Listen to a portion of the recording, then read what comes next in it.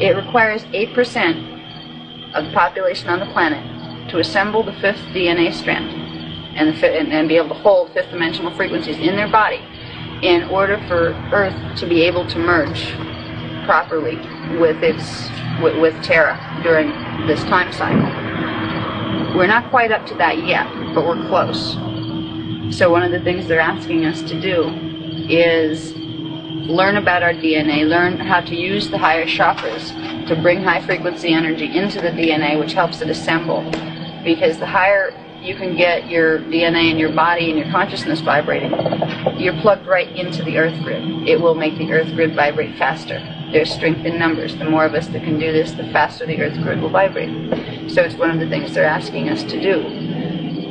If the majority of humans totally ignore this grand opportunity we're being presented with, there are two worst case scenarios. One is we do start to enter the morphogenetic wave period, and the grids are so far out of balance that it starts to make seals on the Earth's vortexes loosen, which will cause volcanic activity, and it will cause plate shifting.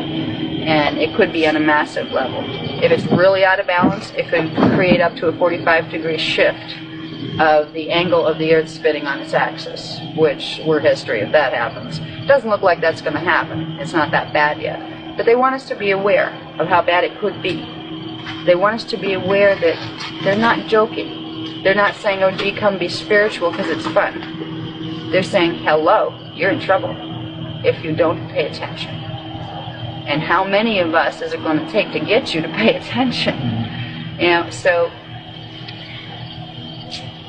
one of the neat things that happens if things go right is that during the 5-year period when the wave is cresting, the fifth strand of DNA will manifest spontaneously within the bioenergetic field of every person on the planet. Now right now, we have people with all sorts of different gene codes on the planet. Some have fourth DNA strand assembled, but some only have 2. Now, when you look and you say, hey, I have 2 DNA strands, you know, we see that under a microscope. The other 2 are in your double. Most of us have 4 strands here. And the strands are not that easily divided up. We're okay, once I have my 12-strand package, I'm going to see 12 little strands or 6 double helixes. They're all encoded through each other.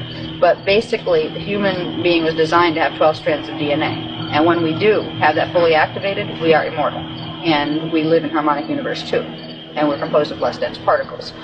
So when down here, what we are really trying to do, and unknowingly, for millions of years down here, we've been evolving, not knowing what that meant. What does it mean to evolve? We're here. We're here, we try to survive. That's about it. That's all, as far as we've got in understanding what evolution is about.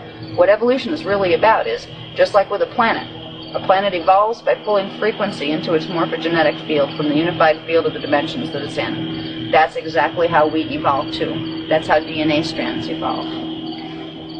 We can use the higher chakras to repair damage that was done to our genetic code in order to get it functioning properly again. Because at several times within the last 1,000,000 years, our species has been altered several times.